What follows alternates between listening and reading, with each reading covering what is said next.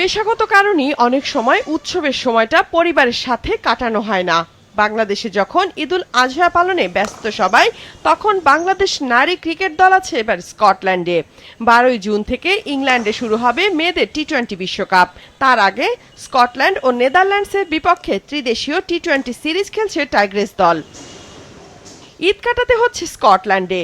মা বাবা ভাই বোন না থাকলেও সতীর্থরাই এখন ভিন্ন একটি পরিবার হয়ে উঠেছে রাবেয়া দিলারাদের। তবে খেলোয়াড় হওয়ায় খাওয়া দাওয়া নিয়ে বাড়তি সচেতনতার বিষয়টিও তাদের চিন্তায় আছে।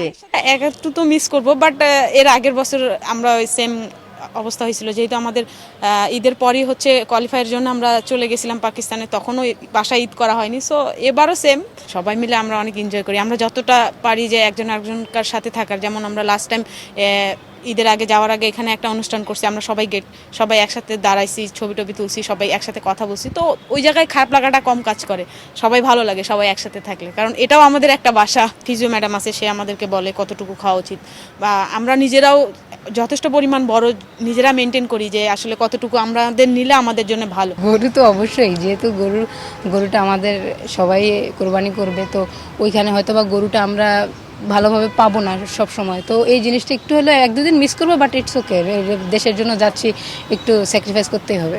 গরুর মাংস খাওয়া নিয়ে আলাদা চাহিদার চেয়েও ঈদে পরিবারের সাথে না থাকাটা ব্যাটার জুয়ারিয়া ফেরদৌসের জন্য বেশি আবেগের। কারণ প্রথমবার জাতীয় দলের হয়ে বিশ্বকাপ দলে সুযোগ পাওয়ায় থাকতে হচ্ছে দেশের বাইরে।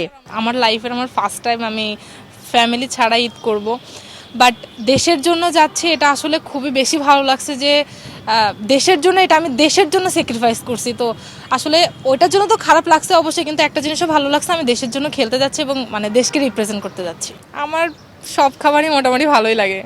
ত্রিদেশীয় সিরিজে 30 মে স্কটল্যান্ড ও পরদিন নেদারল্যান্ডসের বিপক্ষে ম্যাচ খেলবে বাংলাদেশের মেয়েরা। এরপর আবারও 2 জুন স্কটল্যান্ড ও 4 তারিখ ডাচ মেয়েদের বিপক্ষে ম্যাচ খেলবে তারা। এরপর বাংলাদেশ বিশ্বকাপ খেলতে যাবে ইংল্যান্ডে।